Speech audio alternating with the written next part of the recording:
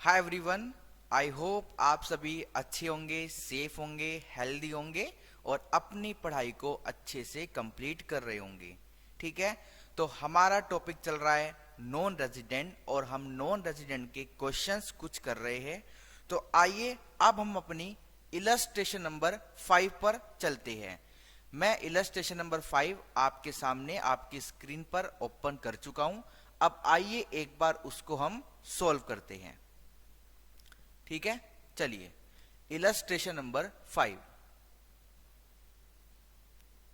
आइए एक बार सबसे पहले रीडिंग करेंगे इलस्ट्रेशन नंबर 5 की, देन उसके बाद इसको हम सॉल्व करेंगे। तो हमारी इलस्ट्रेशन नंबर 4 तक हमारे क्वेश्चन हो चुके हैं, हमने उनको कर लिया है। अब हम आए हैं इलस्ट्रेशन नंबर 5 पर। रोजर अ फॉरेन नेशनल, मतलब ये क्या है? एक नॉन रेजिडेंट है, ये एक नॉन रेजिडेंट है।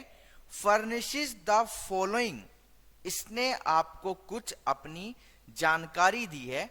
Furnishes the following data for the previous year ended on 31 मार्च 2023, मतलब प्रीवियस ईयर 22-23 का डाटा हमको गिवन है। ठीक है, पहला पॉइंट ये कहते हैं royalty from Indian concern under N agreement made on 15th September 1996 approved by the central government. इनको एक रॉयल्टी इनकम हुई है 3 लाख रुपए की। मैं आपको जरा एक बार प्रोविजन की तरफ लेकर चलता हूं।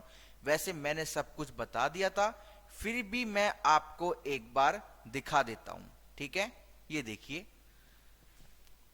सेक्शन 115 सबसेक्शन ए सब क्लोज 1, सेक्शन 115 ए सबसेक्शन 1 सब क्लोज बी। आइए देखते हैं, इसमें लिखा है रॉयल्टी और fee for technical services other than income covered under section 44 DA, ये हमारा प्रिजम्पटिव का है, इनको छोड़कर received as per agreement entered with government और इंडियन कंसर्न ऑन और आफ्टर 1976। हमारे क्वेश्चन में डेट क्या है? 15th September 1996। ठीक है, और ये क्या कह रहे हैं? ये कह रहे हैं ऑन और आफ्टर 1st April 1976। ठीक है, और हमारा है 1996। आगे चलते हैं। अगर ऐसा है तो 10% का स्पेशल टैक्स रेट लगेगा, कोई भी खर्चों की छूट नहीं मिलेगी। डिडक्शन है वो मिल जाएगी, इंडेक्स का बेनिफिट नहीं मिलेगा। आईटीआर फाइल करनी है, हाँ आईटीआर फाइल करनी पड़ेगी। अगर आपकी सिर्फ यही इनकम है और आपका टीडीएस डिडक्ट नहीं होता, then you are not required to file income tax return. Alright, point clear है? चलिए, तो इस केस में जो 3 लाख रुपए आपका है, ये जो आपका 3 लाख रुपए है, ये आपका टैक्सेबल होगा, बट इसमें से कोई भी एक्सपेंसेस की डिडक्शन आपको नहीं दी जाएगी। ऑलराइट, पॉइंट क्लियर है? चलिए आगे चलते हैं। अब जैसे ये वाला पॉइंट भी अगर पढ़ लेते हैं, section 115 A subsection 1 close a non resident के लिए है ये भी। Dividends interest receive from notified infrastructure bond और गवर्नमेंट और an Indian concern on money borrowed in foreign currency. ये जो हमारा सेक्शन है, ये जो हमारी टेबल है, एक बार इसको बुक से देखते हैं। यहां पे इन्होंने पक्का दी होगी कहीं ना कहीं पर, वही टेबल है, बस कलर चेंज है।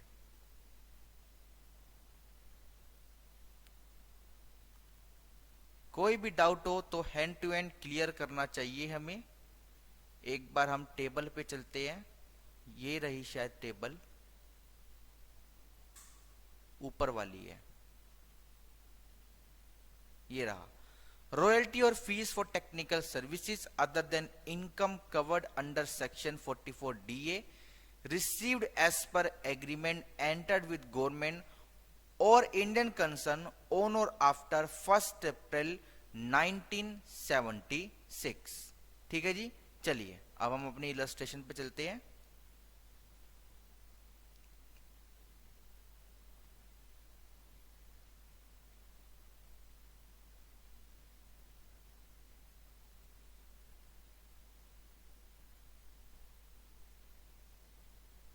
हाँ जी, तो इलस्ट्रेशन नंबर 5 पे हम आ चुके हैं।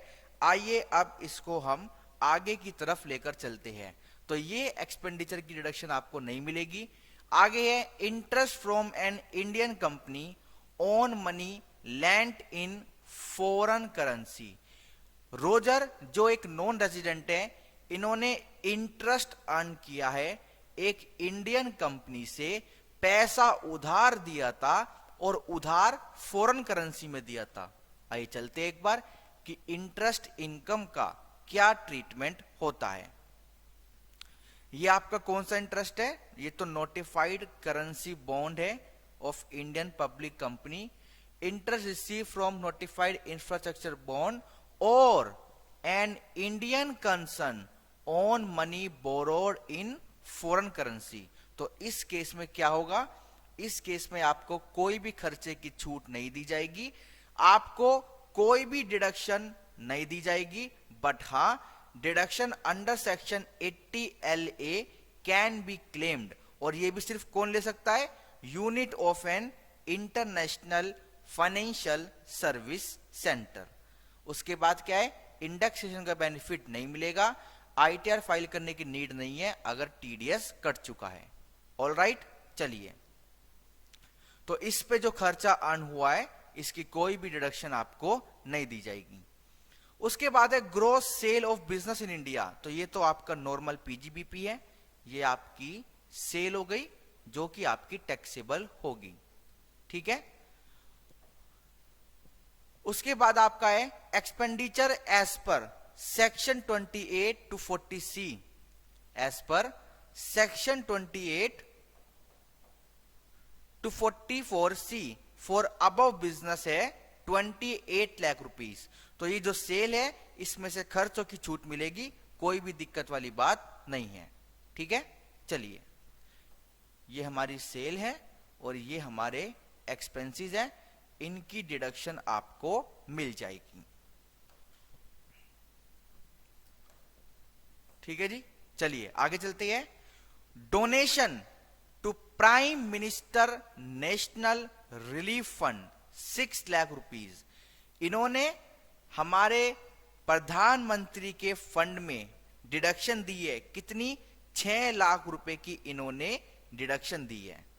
तो ठीक है, 6 लाख की डिडक्शन हम इनकी कंसिडर करेंगे कि 6 लाख की जो डिडक्शन है इनकी, उसका क्या हमको करना है।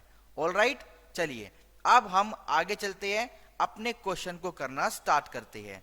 क्वेश्चन कौन सा है हमारा? क्वेश्चन नंबर है हमारा 5। आइए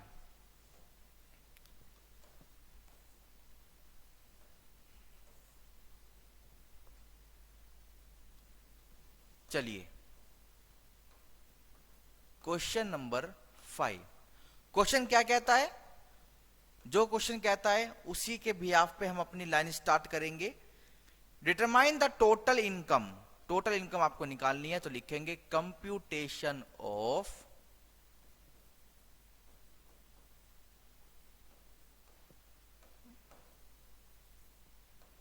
question number 5, computation of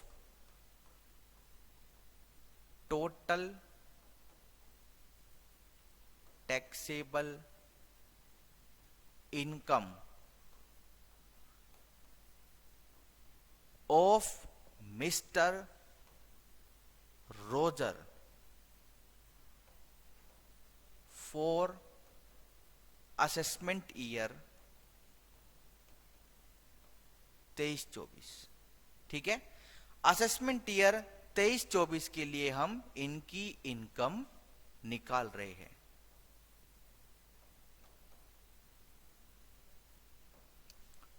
particulars और यहां पर लिखेंगे अमाउंट।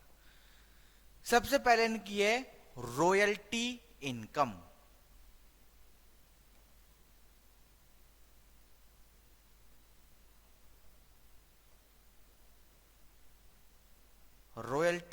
इनकम कितनी है जी? 3 लाख रुपए रॉयल्टी इनकम है इनकी, 3 लाख रुपए।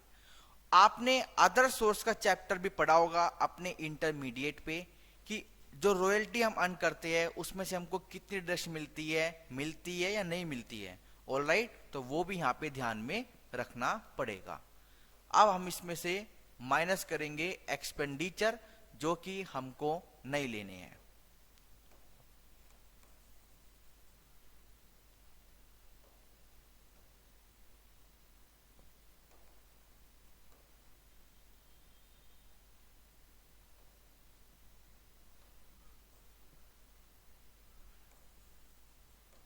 लेस एक्सपेंसेस और यहां पे लिखेंगे नॉट अलाउड। तो ये 3 लाख का 3 लाख आपका टैक्सेबल बन जाएगा। अब दूसरा आपका क्या है? दूसरा आपका है इंटरेस्ट। मैं शॉर्ट में लिख रहा हूं, आप पूरा लिखना। इंटरेस्ट फ्रॉम इंडियन कंपनी, वो कितना है? इंटरेस्ट आपका है 11 लाख रुपए। 11 लाख रुपए। अब इसमें से खर्चे हैं बट हम उनकी डिडक्शन आपको नहीं देंगे।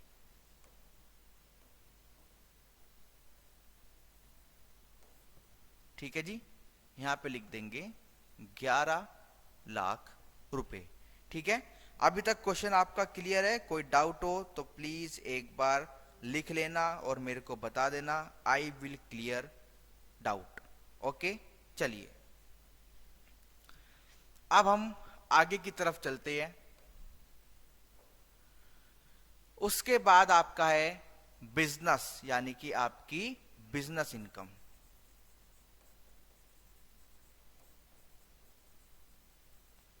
बिजनेस इनकम आपकी शायद 30 लाख रुपए की सेल है और इसमें से माइनस करेंगे एक्सपेंसेस। ये तो नॉर्मल पीजीबीपी की तरह है। 28 लाख रुपए की डिडक्शन हम आपको देने को बिल्कुल तैयार है। ठीक है, 30 लाख में से 28 लाख माइनस हुआ तो आपकी टैक्सेबल इनकम आ गई 2 लाख रुपए। ठीक है जी, 2 लाख रुपए आपकी टैक्सेबल इनकम कैलकुलेट होके आ गई पीजीबीपी की। उसके बाद आपके पास है donation to prime minister national relief fund. एक बार सबसे पहले टोटल कर लेते हैं, आपकी टोटल इनकम कितनी कैलकुलेट होके आई है। टोटल इनकम आपकी जो कैलकुलेट होकर आई है वो आई है 11 लाख और 3 लाख 14 लाख और 2 लाख आपकी 16 लाख।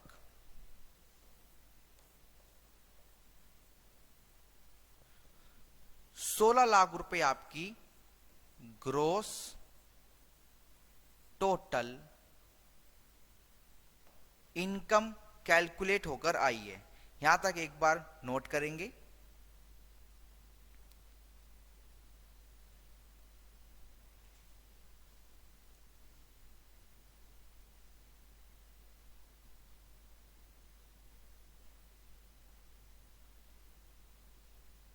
हाँ जी, सभी ने नोट कर लिया है। अब एक बार ये वाला पॉइंट देखेंगे कि जो रॉयल्टी इनकम होती है, मतलब हमारी रॉयल्टी इनकम कितनी निकल के आई है। रॉयल्टी इनकम हमारी कितनी निकल के आई है, एक बार ऊपर हो जा भाई, अब इतना ऊपर चला गया। रॉयल्टी इनकम हमारी निकल के आई है 3 लाख रुपए। तो ये कह रहे हैं जो भी ये रॉयल्टी इनकम निकल कर आई है, जो ये आपकी रॉयल्टी इनकम निकल कर आई है, इसमें से आपको कोई भी डिडक्शन, मतलब इसमें से आपको डिडक्शन मिल जाएगी। बट जो ये आपकी इंटरेस्ट इनकम है, जो आपकी ये इंटरेस्ट इनकम है, इसमें से आपको कोई भी डिडक्शन नहीं मिलेगी। तो हमारी इंटरेस्ट इनकम कितनी है? 11 लाख रुपए। ठीक है, तो मैं यहां पे लिख देता हूं कि इसमें से आपको कोई भी डिडक्शन नहीं मिलेगा, नो डिडक्शन। ठीक है, तो हमारे पास जो अमाउंट बचे डिडक्शन को क्लेम करने के लिए वो कितने बचे, 3 लाख और 2 लाख, और हमारी डिडक्शन कितनी गिवन है हमको, 6 लाख। तो हम मैक्सिमम डिडक्शन कितनी ले सकते हैं, सिर्फ और सिर्फ 5 lakh. Less deduction under chapter 6A maximum 5 lakh. I hope आपको क्लियर होगा कि हमने इंटरेस्ट में से क्यों नहीं ले लिया डिडक्शन, क्योंकि प्रोविजन में लिखा है। अब 16 लाख में से 5 लाख माइनस होंगे तो अब ये 11 लाख रुपए आपकी टोटल टैक्सेबल इनकम निकल के आएगी। ठीक है, आइए एक बार आंसर पे चलते हैं और अपने आंसर को मैच करते हैं। बस एक मैं आपको पॉइंट बोलना चाहूंगा, मेरे को ना इस पर थोड़ा डाउट हो रहा है, क्योंकि हमारे प्रोविजन में लिखा है ऑन और आफ्टर 1 अप्रैल 1976, और ये तो हमारा 15 सितंबर 1996 है, ये 1997 है। कोई बात नहीं, इसको एक बार हम नोट कर लेते हैं और इसको एक बार हम देखेंगे कि इसमें क्या इन्होंने किया है। मतलब अगर डेट इसके बाद की होती तो हम एक्सपेंडिचर को क्लेम नहीं करते, हमने तो अभी भी नहीं किया, तो क्या पता ये इसमें डीम्ड हो कि जो पहले वाले हैं उसमें भी डिडक्शन नहीं मिलेगी। But as per current situation हमने क्वेश्चन को फॉलो किया और इन्होंने भी क्या किया, जो बिजनेस था उसमें से खर्चे माइनस करके 2 लाख का पीजीबीपी दिखा दिया। रॉयल्टी इनकम 3 लाख है, कोई भी खर्चा माइनस नहीं करा तो 3 लाख रॉयल्टी इनकम आ गई। आपका इंटरेस्ट है 11 लाख का, कोई भी खर्चा माइनस नहीं किया तो 11 लाख का इंटरेस्ट आ गया। 16 लाख आपकी ग्रोस टोटल इनकम आ गई। 5 लाख हमने माइनस कर दिया तो टैक्सेबल इनकम आ गई 11 लाख रुपए। कोई भी खर्चे की छूट नहीं मिलेगी रॉयल्टी एंड इंटरेस्ट इनकम से, सेक्शन 115A ये बात बोलता है। और कोई भी डिडक्शन नहीं मिलेगी किस इनकम से, interest on money lent in foreign currency से। तो दोनों बातों का हमने पालन किया। एक जो पॉइंट मैंने आपको बताया वो हम एक बार देख लेंगे, डिस्कस कर लेंगे कि इसका क्या करना है। ऑलराइट, चलिए अब हम चलते हैं इलस्ट्रेशन नंबर 6 पर। आइए एक बार इलस्ट्रेशन नंबर 6 को रीड करते हैं। छोटी छोटी इलस्ट्रेशन है। Total income of a non resident, हमको टोटल इनकम कैलकुलेट करके दी है एक नॉन रेजिडेंट इंडियन की। ठीक है, देखो जो ये टेबल है ना, इसमें ना ऊपर कैटेगरी लिखी है, इसमें ऊपर कैटेगरी लिखी है कि किस किस पर लगेगा। तो हमको ये तीनों वाले डब्बे देखने हैं, क्योंकि ये किसके लिए है, 115AB ओवरसीज फाइनेंशियल ऑर्गेनाइजेशन के लिए है। और एक टेबल हमारी नीचे भी है, 2 टेबल है ये। ठीक है, तो इन्होंने हमको टोटल इनकम निकाल के दी है। इन्वेस्टमेंट इनकम है इनकी बिल्कुल नेट निकाल के दे रखी है। कैपिटल गेन है बिल्कुल निकाल के दे रखा है। अदर इनकम है 2,65,000 की, ये भी इन्होंने निकाल के हमको दे रखी है। ये कह रहे हैं what will be the tax payable by him in respect of assessment year 2023-24 on the above income under chapter 12A special provision relating to certain income of non-resident of the Income Tax Act 1961। ठीक है जी, तो आइए other provision को एक बार read करते हैं। Non resident का, non resident को अगर कोई डिविडेंड इनकम होती है या इंटरेस्ट रिसीव होता है फ्रॉम इंफ्रास्ट्रक्चर बॉन्ड और an Indian concern on money borrowed in foreign currency और interest under section 194 LC, 194 LD और 194 LBA। ये क्या है सारे सेक्शन आपके, आइए दिखाता हूं आपको। LC आपका क्या है, पहले सबसे पहला कौन सा है आपका, एलसी, आइए एलसी पर चलते हैं।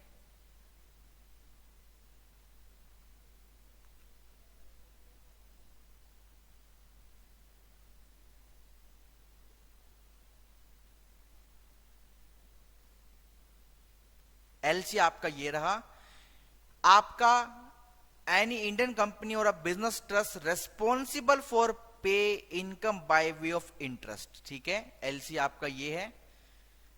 आपका एलडी, एलडी का है, इसके नीचे ही होगा, ये रहा एलडी, interest on certain bonds government securities, और उसके बाद क्या है एलबीए, ये आपका ऊपर गया है, एलबीए ये रहा, ये आपका बिजनेस ट्रस्ट के रिलेशन में है। तो क्वेश्चन में जो भी हमको इंटरेस्ट गिवन है, क्वेश्चन में जो भी हमको इंटरेस्ट गिवन है वो आपका इनसे रिलेटेड नहीं है, मतलब क्वेश्चन में इंटरेस्ट पहली बात है ही नहीं, इन्वेस्टमेंट इनकम है। इसको देखेंगे एक बार, आगे चलते हैं। तो एक नॉन रेजिडेंट की अगर ये सारी इनकम होती है जो इन तीनों सेक्शन में आती है, तो उन पे 5%, 4% और 10% का टैक्स रेट लगेगा, और अदर केस पर 20% का टैक्स रेट लगेगा।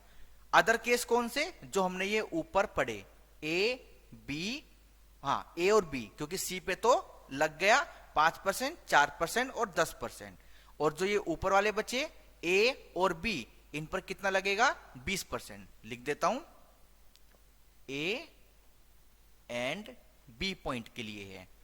कोई भी खर्चे की छूट नहीं दी जाएगी, डिडक्शन आपको नहीं दी जाएगी, सिर्फ एलए मिलेगी, इंडेक्सेशन का बेनिफिट भी नहीं दिया जाएगा, आईटीआर फाइल करने की नीड नहीं है अगर टीडीएस कट गया। अब इधर क्या है आपका रॉयल्टी है, रॉयल्टी पे 10% टैक्स रेट है, ये तो हम डिस्कस कर चुके। इधर क्या है आपका interest on notified foreign currency bond of Indian या फिर public sector company, dividend on GDR या फिर long term capital gain on GDR, 10% का टैक्स रेट है, खर्चे की छूट नहीं दी जाएगी, डिडक्शन नहीं दी जाएगी, और ये क्या है इंडेक्स का बेनिफिट नहीं दिया जाएगा, आईटीआर फाइल नहीं करनी अगर टीडीएस कट गया। अब देखते हैं हमारे पास क्या है, हमारे पास है लॉन्ग टर्म कैपिटल गेन, हमारे पास है लॉन्ग टर्म कैपिटल गेन। अब लॉन्ग टर्म कैपिटल गेन इन्होंने ये तो बताया नहीं कि किस पर है, जो ये लॉन्ग टर्म कैपिटल गेन हमको दे रहे हैं इन्होंने ये तो बताया नहीं कि ये किस पर है। एक बार नीचे वाली टेबल में देखते हैं, यहां पर कुछ है क्या, यहां पे रेजिडेंट इंडिविजुअल है, नहीं यहां पर तो कुछ भी नहीं है, इंडियन कंपनी है, और इसके ऊपर कुछ टेबल वगैरह है, 112 है, ये एग्जाम्पल है, first provision of section 115A,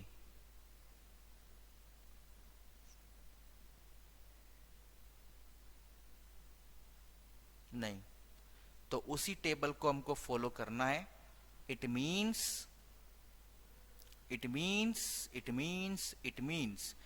means हमको यही लेना पड़ेगा कि लॉन्ग टर्म कैपिटल गेन जो इनको हुआ है वो किसी बॉन्ड वगैरह पे हुआ है, और टैक्स रेट जो लगेगा, नहीं ये अदर केस भी तो है, ये अदर केस भी है भाई, इन तीनों इनकम पे तो रेट लग गया 5%, 4% और 10%, और उसके बाद कोई भी अदर केसेस है तो उस पर इन्होंने बोला है 20% का, और लॉन्ग टर्म कैपिटल गेन यहां पे इंक्लूड नहीं है, तो फिर लॉन्ग टर्म कैपिटल गेन पे 10% लेते हैं, और अदर केस में हमारा कुछ आ रहा है कि यहां पर इन्वेस्टमेंट इनकम है, इन्वेस्टमेंट इनकम है, ये रहा, interest received from notified infrastructure bond और गवर्नमेंट और एन इंडियन कंसर्न और मनी इन फॉरेन एक्सचेंज, ठीक है, या फिर डिविडेंड।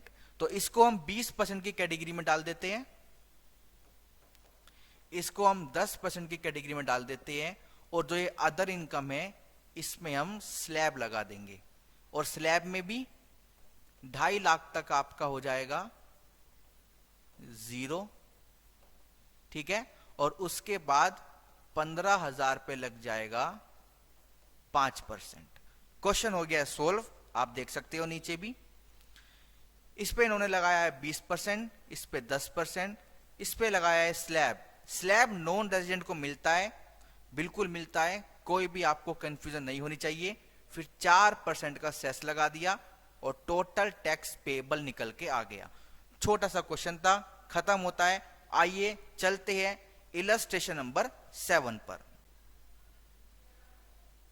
हाँ जी, तो चलिए अपनी अगली इलस्ट्रेशन पर चलते हैं। Illustration number 7। Mister Q a non-resident operates an aircraft between Singapore and Chennai. Mister Q एक नॉन रेजिडेंट है और ये एक एयरक्राफ्ट ऑपरेट करते हैं सिंगापुर से चेन्नई के बीच में, यानी India to Singapore. He received the following amounts in the course of the business of operation of aircraft during the previous year। इन्होंने अपने इस बिजनेस में नीचे दी गई धनराशि प्राप्त करी। 2 करोड़ रुपए इंडिया में प्राप्त करे इन्होंने on account of carriage of passenger इन्होंने पिक किए चेन्नई से और सिंगापुर ड्रॉप किए, जिसके बदले 2 करोड़ रुपए इनको मिले। 1 crore in India on account of carriage of goods, इन्होंने गुड्स पिक किया चेन्नई से और सिंगापुर ड्रॉप किया और 1 करोड़ रुपया लिया। 3 crore in India on account of carriage, 3 crore in India on account of carriage of passenger from Singapore से यात्री पिक किए और चेन्नई छोड़ दिए और 3 करोड़ रुपए प्राप्त किए। 1 करोड़ रुपए in Singapore on account of carriage of passenger from Chennai से इन्होंने और पैसेंजर लिए, 1 करोड़ रुपए इन्होंने प्राप्त किया।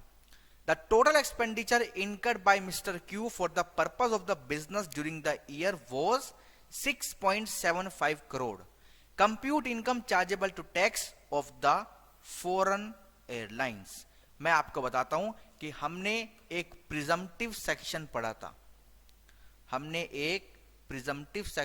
था,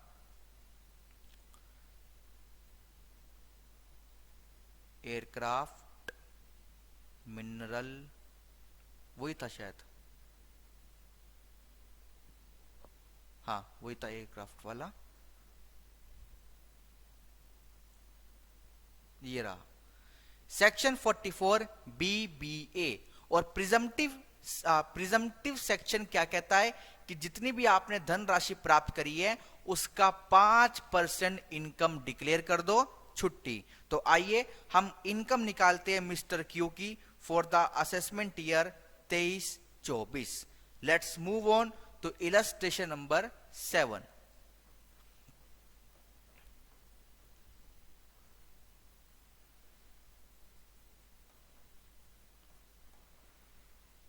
Computation of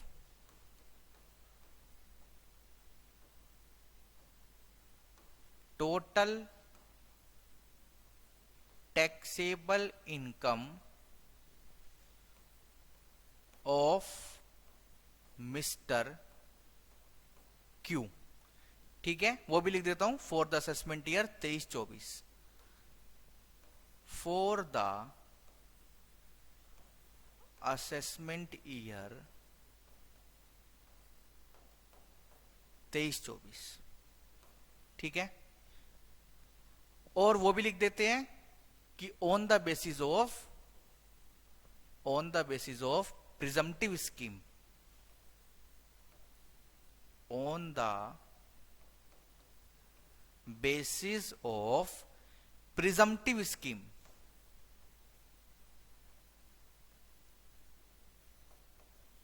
on the basis of presumptive scheme under section, कौन सा सेक्शन है ये आपका है 44 BBA। कौन सा है आपका 44 BBA।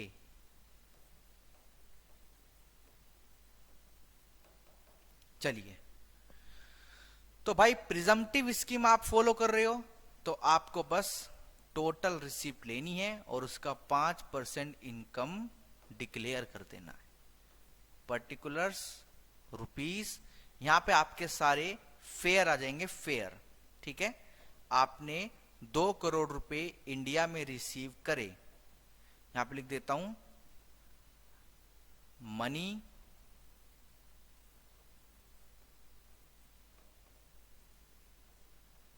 Received in India, money received in India. तो आपने कितने कितने रुपए रिसीव किए? 2 करोड़, 1 करोड़, 3 करोड़। ठीक है, फिर लिख देता हूं पैसेंजर फ्रॉम चेन्नई,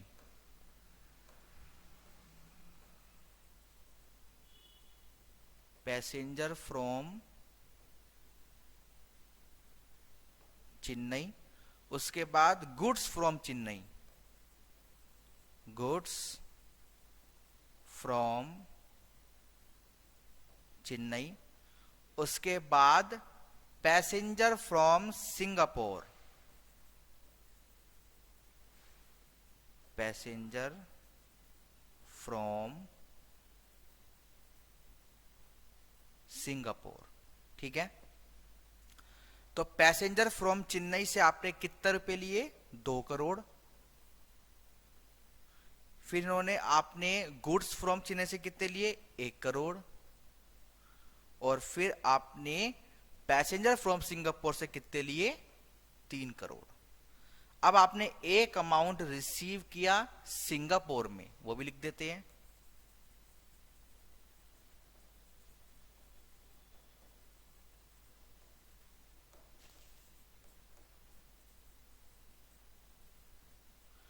ठीक है, और ये आपने किस अकाउंट में, मतलब किस लिए आपने ये रिसीव किया? Passenger from Chennai.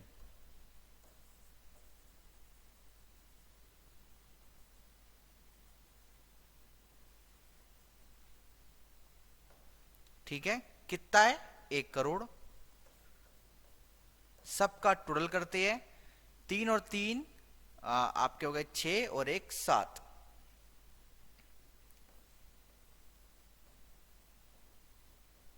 7 करोड़ आपकी हो गई टोटल रिसीट। ठीक है, अब लिखेंगे total taxable income at the rate 5%। 7 crore का 5% आपको निकालना है।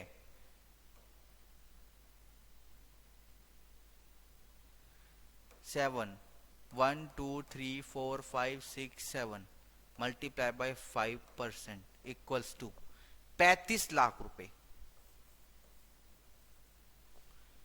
35 लाख रुपए आपकी टोटल टैक्सेबल इनकम कैलकुलेट होके आ गई। Let's move to the answer. हां जी, 35 लाख रुपए 5% आपकी इनकम निकल कर आ गई। ठीक है, चलिए आइए अब इलस्ट्रेशन नंबर 8 को रीड करते हैं।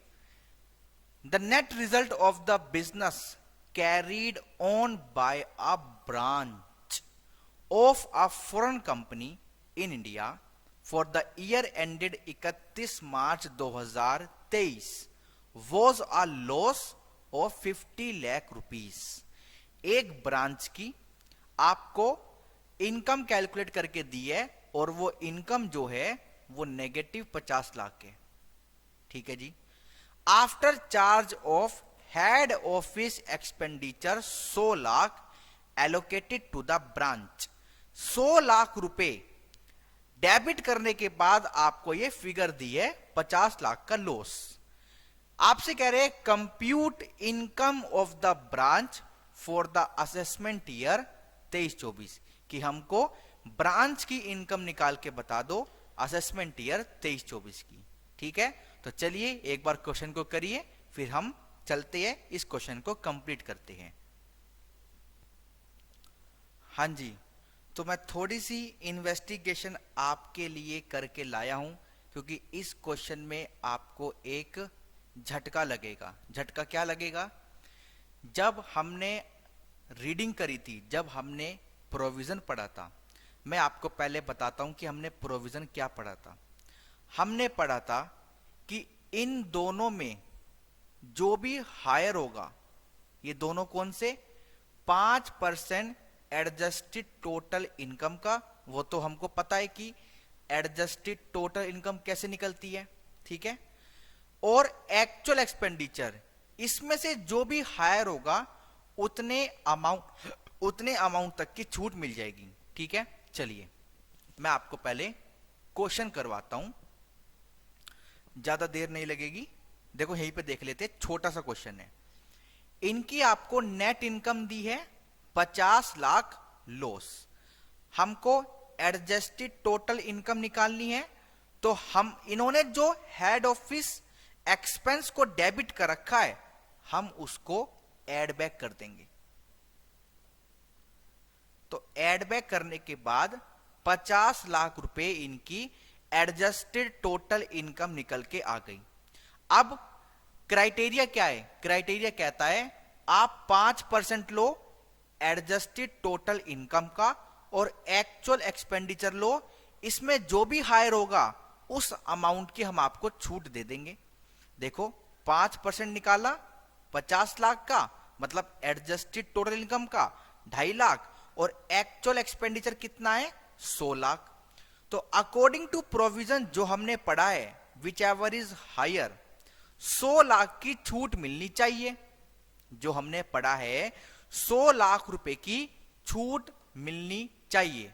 बट हमको थोड़ा अफसोस है कि हमने जो पढ़ा है गलत पढ़ा है। सर गलत क्यों पढ़ लिया? क्योंकि इंस्टीट्यूट की बुक में भी गलत लिखा है। यहां पर भी इन्होंने ये लिखा है कि नीचे दिए गए अमाउंट में से, नीचे दिए गए अमाउंट में से जो भी हायर होगा, जो भी हायर होगा उतने तक तो अलाउ करेंगे, उसके ऊपर अलाउ नहीं करेंगे, ठीक है। उसके ऊपर अलाउ नहीं करेंगे, यहां भी इन्होंने ये लिखा है। बट मैं आपको प्योर प्रोविजन पढ़ाता हूं, ठीक है। प्योर प्रोविजन क्या है यहां से पढ़ेंगे। A non resident no allowance shall be made in computing the income chargeable under the head PGBP, under the head PGBP, in respect of so much of the expenditure in the nature of head office expense equal to head office expense in excess of the amount computed as under। देखो in excess के बाद यहां पे higher तो नहीं लिखा, ये नीचे लिखा है विच एवर इज लीस्ट। मतलब आपको 5% कैलकुलेट करना है एडजस्टेड टोटल इनकम का, वैसे ही जैसे हमने निकाला, और आपको एक्चुअल खर्चे देखने हैं, आपको एक्चुअल खर्चे देखने हैं, और इनमें से जो भी लोअर होगा उसकी डिडक्शन आपको दे दी जाएगी, ठीक है।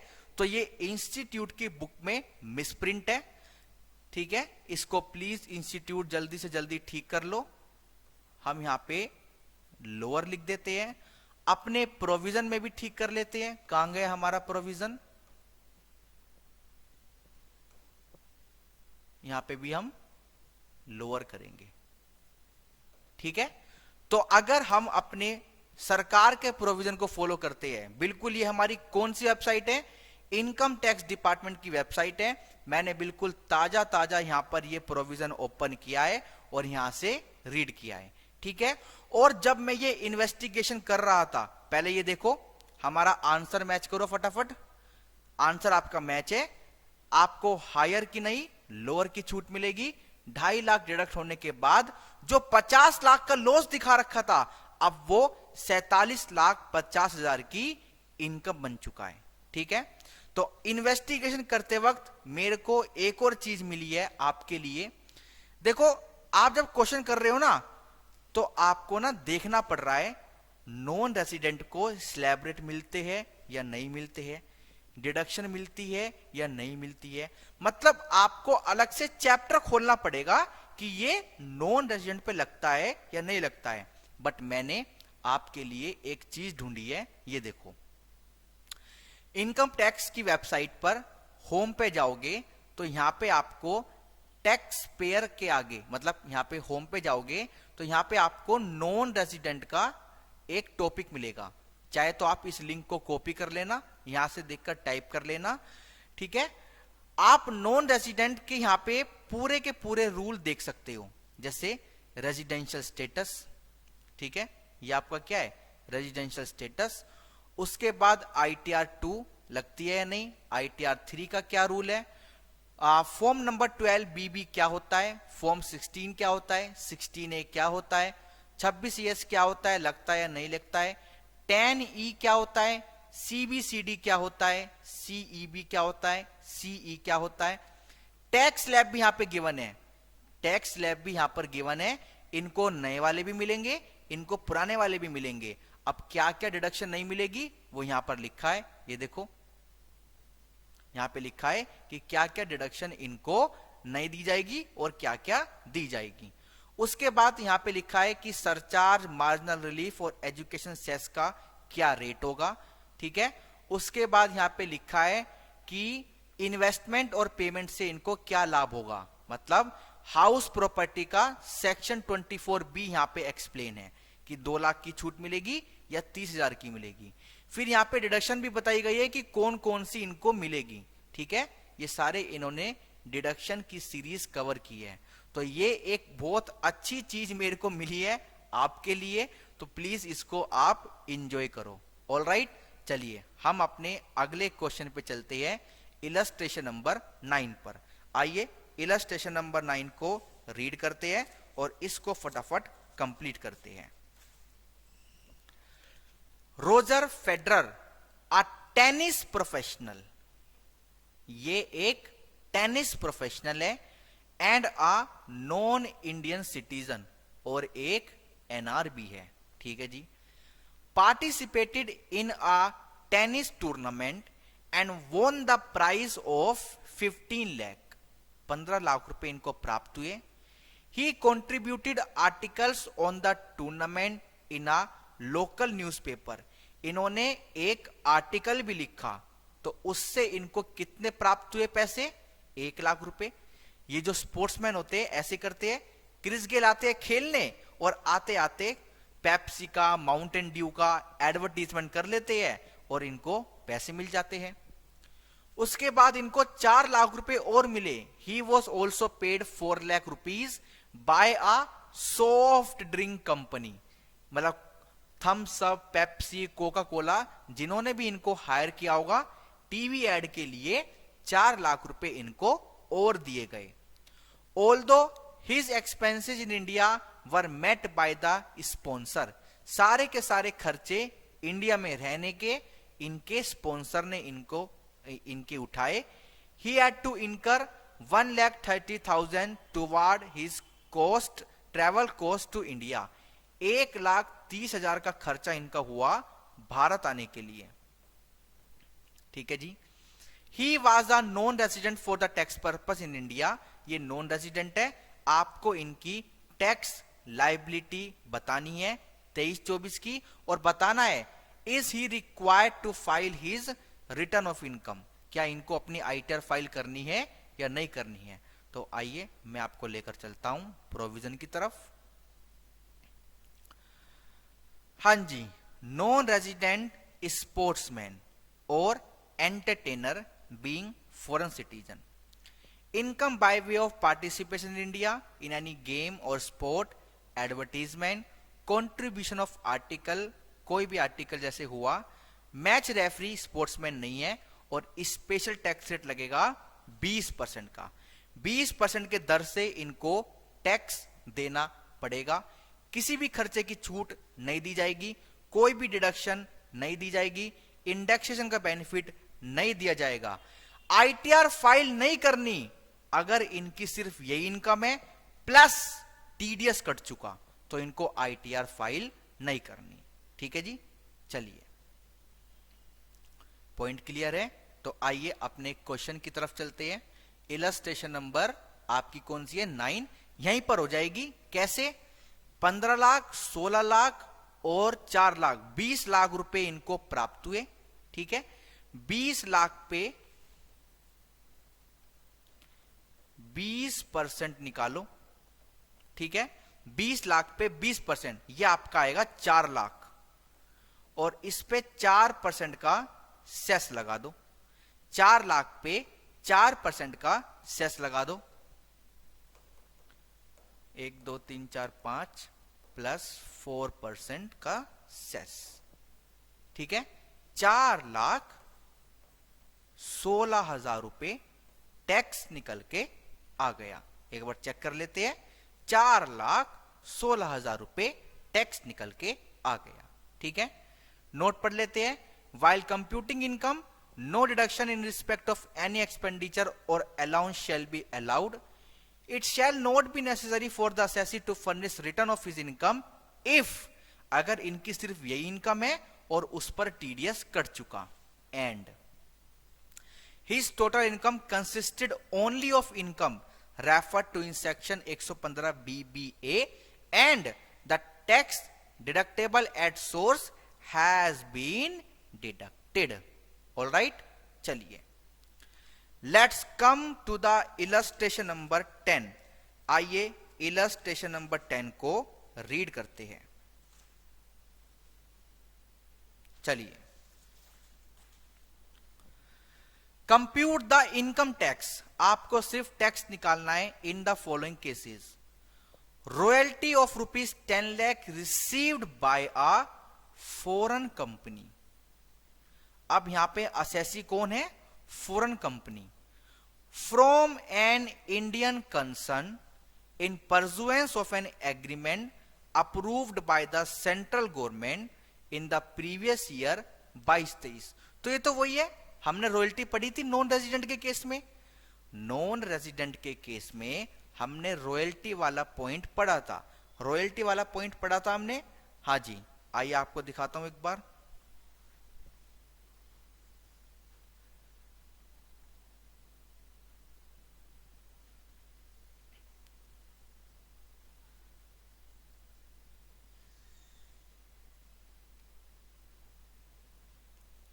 वैसे पॉइंट आपका ये था।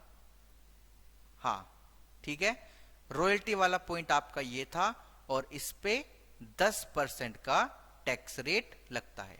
ठीक है, क्लियर है। उसके बाद क्या है? ₹10 lakh long term capital gain received by an overseas financial organisation on transfer of unit purchased in foreign currency. ये भी यही है, ये रहा। ओवरसीज फाइनेंशियल ऑर्गेनाइजेशन, इनको लॉन्ग टर्म कैपिटल गेन हुआ है यूनिट बेचकर, तो इन पर भी 10% का टैक्स रेट लगेगा। दोनों पे 10-10% का टैक्स रेट लगेगा और साथ में सेस भी लगेगा। ठीक है, तो 10 लाख का 10% 1 लाख, और 10 लाख का 10% 1 लाख, और 1 लाख प्लस 4% 1,04,000, 1,04,000, दोनों के दोनों आपके मैच हो गए। Let's come to the illustration number 11। आइए अब हम अपनी इलस्ट्रेशन नंबर 11 पर चलते हैं। रीड करते हैं पहले इसको। Illustration number 11। A non resident foreign company has a permanent establishment in India in respect of which royalty of ₹101 lakh was earned from an Indian company in pursuant of an agreement। Agreement की date क्या है? 10 June 2016। Expenditure incurred on P in India is 12,37,600। उसके बाद है compute the gross tax liability of foreign company ignoring TDS advance tax for the assessment year. TDS advance tax को अभी side में रखो, बस इन्होंने बोला है कि टैक्स निकाल के बताओ, और ये कह रहे हैं एज्यूम करो इनकी और कोई अदर इनकम नहीं है। तो सबसे पहले चलते हैं रॉयल्टी वाले केस में, कि रॉयल्टी वाला केस क्या कहता है। ये रहा, 115 ए सबसेक्शन 1 क्लोज बी ये कहता है कि हम आपको आपकी जो इनकम है रॉयल्टी वाली, ये कौन है वैसे? अ नॉन रेजिडेंट फॉरेन कंपनी जिसका परमानेंट इस्टेब्लिशमेंट इंडिया में है, जिसका परमानेंट इस्टेब्लिशमेंट इंडिया में है। तो आई थिंक इसका वही होगा भाई, अगर आपकी कोई ब्रांच यहां पर है, अगर आपका कोई यहां पर परमानेंट इस्टेब्लिशमेंट इंडिया में है, तो उस केस में एक बार देखते हैं कि कौन सा प्रोविजन ये लगा रहे हैं। रॉयल्टी का अगर और कोई है तो वो देखते हैं। नहीं, रॉयल्टी का और कोई नहीं है, तो वही प्रोविजन लगेगा कि अगर आपका परमानेंट इस्टेब्लिशमेंट है। एक बार टेबल पर भी चलते हैं। रॉयल्टी खर्चे की छूट नहीं मिलेगी इफ टोटल इनकम ठीक है, ओवरसीज ठीक है, related to matter including industrial policy नहीं। यही पॉइंट है कि अगर परमानेंट एस्टेब्लिशमेंट है तो 44 डीए में रॉयल्टी आपकी कवर है। 44 डीए, 44 डीए क्या कहता है, एक बार 44 डीए पे भी चलते हैं। सी वेयर इज अवर 44 डीए? यहीं कहीं होगा, छुपा हुआ होगा, ये रहा 44 DA, special provision of computing income by way of royalty etc. in case of non-resident. A non-resident not a being a company or a foreign company. ठीक है, ये तो कंडीशन है। ये देखो, अगर परमानेंट इस्टेब्लिशमेंट है इंडिया में तो यहां पे सेक्शन कौन सा लगेगा आपका? 44 DA लगेगा। ठीक है, चलिए, तो ये इनकम आपकी पीजीबीपी में निकाली जाएगी। ये आपकी इनकम पीजीबीपी में निकाली जाएगी। और टैक्स ट्रीटमेंट क्या कहता है? Income shall be computed under the head PGBP, और इन दोनों खर्चों की छूट आपको नहीं मिलेगी। एनी एक्सपेंडिचर और allowance which is not wholly and exclusively incurred for business of such PE, मतलब कोई खर्चा जो पूरी तरह से उस पीई पर नहीं है तो उसकी छूट नहीं दी जाएगी। Amount paid by the permanent establishment to its head office or to any its other offices, क्योंकि आपने जो भी अपने हेड ऑफिस को पे किया है उसकी डिडक्शन आप सीधा का सीधा नहीं ले सकते, वो लोअर वाला प्रोविजन लगाएंगे। ठीक है, बट अगर कोई रीइंबर्समेंट आपने किया है तो उसकी डिडक्शन ले सकते हो। हमारे क्वेश्चन में क्या है? हमारे क्वेश्चन में इंफॉर्मेशन नहीं है, एक्सपेंडिचर इनकर्ड ऑन पी लिखा है, तो ये मान रहे हैं पूरा का पूरा सही है, पूरा का पूरा एक्चुअल है, कोई भी इसमें घपलेबाजी नहीं है, तो इसको हम देने को अलाउ करने को तैयार है। तो 1 करोड़ 1 लाख की आपकी रॉयल्टी इनकम है 44 डीए में, उसमें से खर्चे माइनस करे 12,37,600, इनकम आ गई 88,62,400, और इस पर टैक्स रेट जो लगा है, इस पे टैक्स रेट जो लगा है वो लगा है 40%। 40% का टैक्स रेट लगा है भाई, 40% का टैक्स रेट। ठीक है,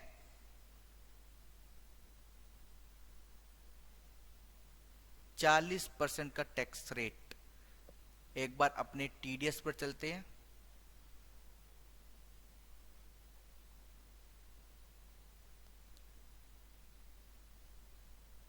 कि 40% कहां है, कहां है 40%?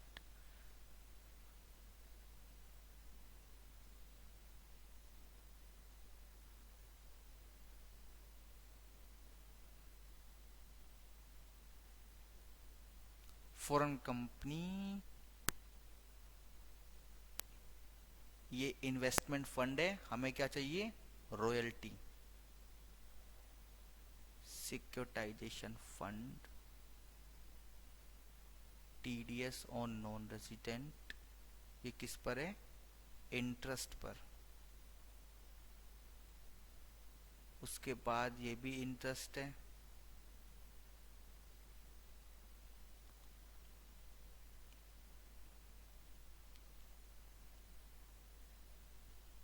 FII,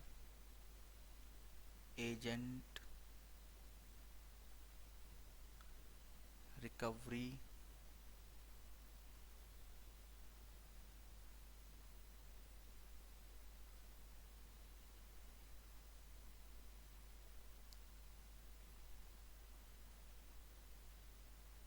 मतलब मैं जस्टिफाइड भी करना चाहता हूं ना भाई।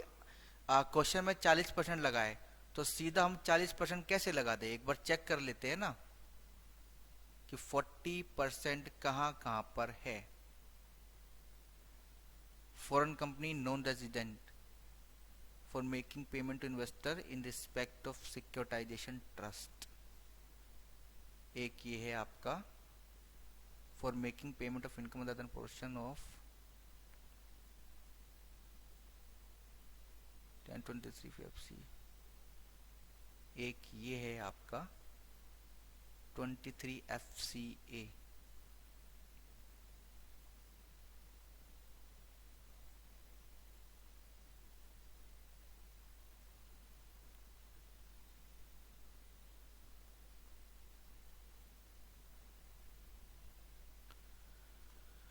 हाँ जी, यही है आपका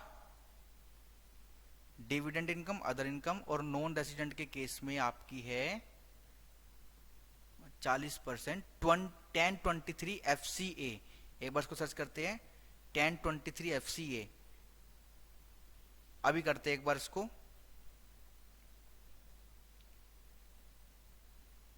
यहां पे लिखते हैं पूरा इन्वेस्टिगेशन बिल्कुल लाइव करेंगे, लाइव।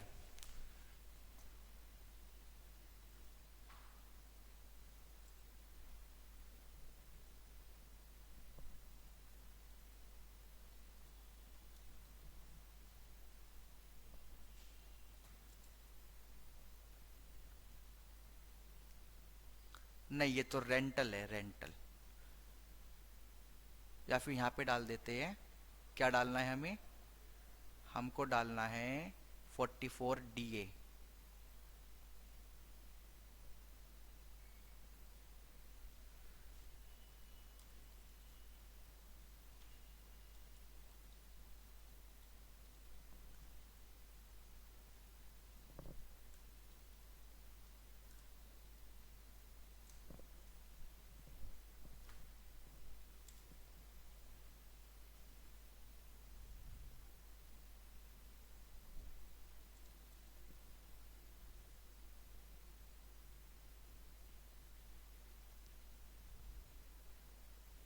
गलत सा लग रहा है मुझे तो ये।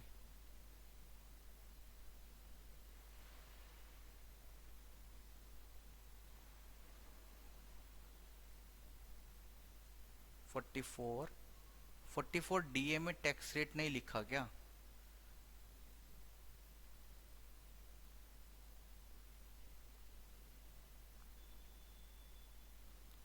Special provision on income over 31 March.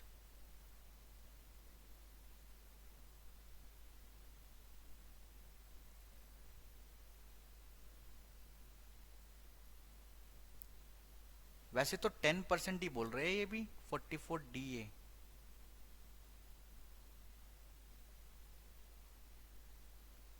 115A।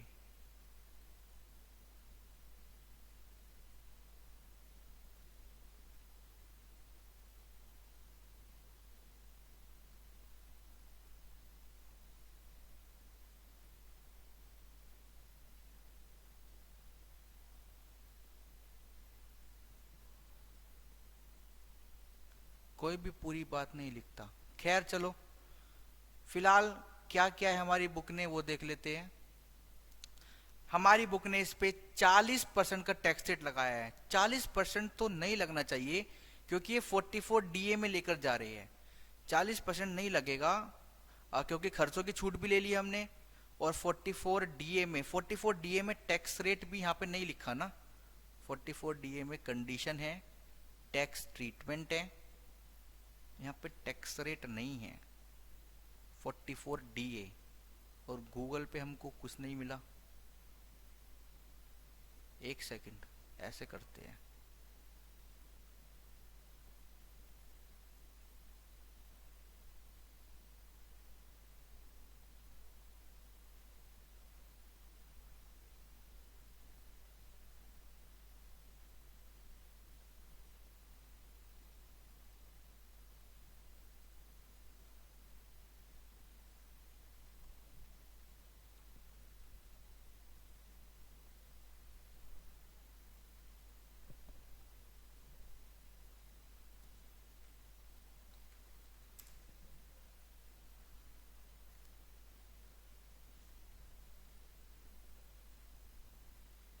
देखो ये तो अगर पीई नहीं है तो 10% है, ये तो हमें पता लग गया, बट 44 डीए में कितना टैक्स रेट लगेगा वो कैसे पता लगेगा? अगर पीई नहीं है तो 10% है, ये तो पता है हमें। ये देखो किसी भी वेबसाइट वालों ने नहीं लिख रखा, अभी हम क्लियर टैक्स की वेबसाइट पर है, यहां भी इन्होंने कहीं पर भी टैक्स रेट नहीं लिखा, क्योंकि किसी को अभी आइडिया नहीं होगा या तो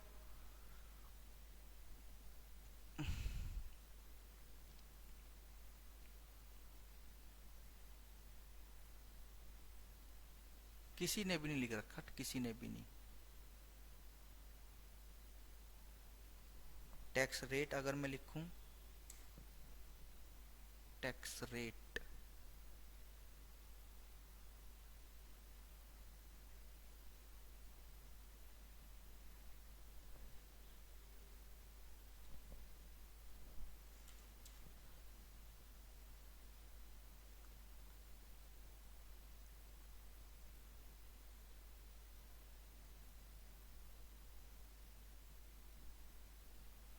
इस पे क्या कहते हैं जी? यहाँ पे है कुछ,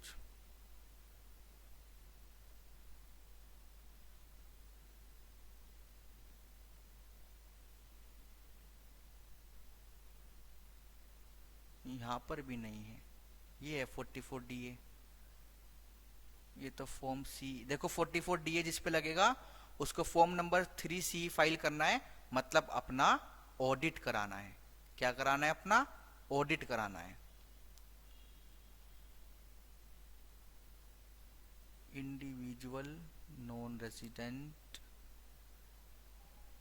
टैक्स स्लैब, नहीं यहां पर भी गिवन नहीं है टैक्स स्लैब, मार्जिनल रिलीफ।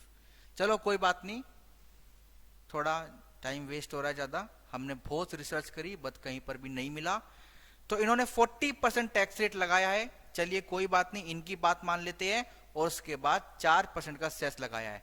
फिर भी मैं इसको एक बार कंसीडर करूंगा, आप भी नोट करके रखना, मेरे को पिंग करना जिससे मेरे को याद रहे, वरना मैं भूल जाऊंगा।